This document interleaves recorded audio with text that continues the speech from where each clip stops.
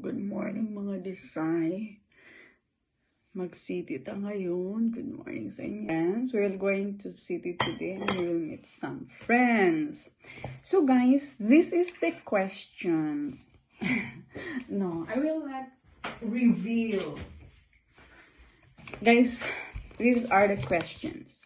But I will not reveal until December. I will reveal it. So guys, here are the questions.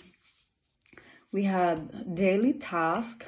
Before you embark, before you take off flight,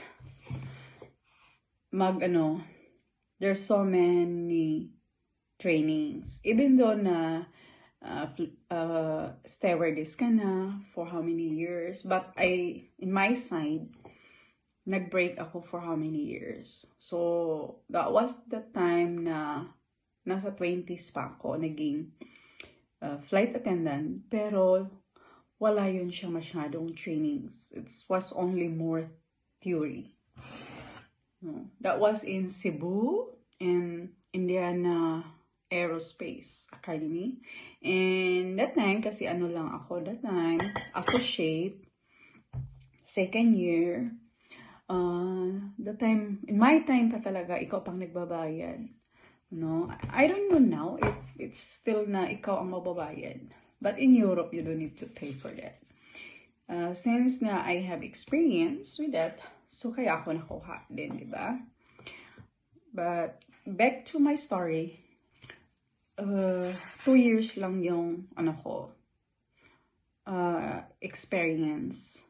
Pero hindi yun complete, diba? For 2 years, normally 4 years yun dapat.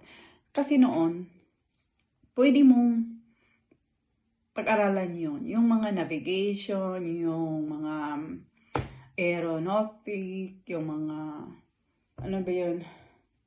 hindi pa ako gising, guys. Aerospace, yung cabin crew, pwede ka pa noon yung focus ka, mag-aral ka doon sa training. Lalo sa Philippines, di ba? Like seaman. Dito kasi, hindi. Kailangan mo lang maraming experience sa service and hospitality. Kasi an airplane is like an hotel in the cloud. Ganon lang yun, guys.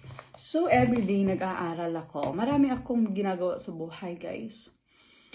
Weekend, ang ginagawa ko is yung social undertakings, yung mga socials like charity.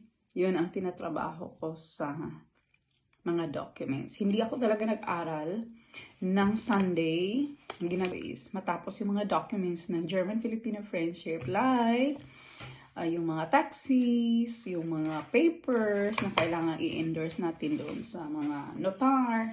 So, Monday to Friday is trabaho. Nagtrabaho pa ako sa hospital. Sa ngayon, as a hospital crew, hindi pa ako nag-complete out doon or nag-terminate ng work.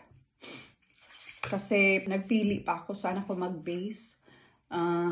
Sanang kaya akong apartment, madali. So, kaya hanggang ngayon, nakahook up pa rin ako dyan sa hospital. At saka, sa mga nagtanong kung nagtatrabaho pa rin ba ako sa MSC. Yes, nagtatrabaho pa ako sa MSC, pero weekend lang yun. So, Monday to Friday, yun nga sa hospital.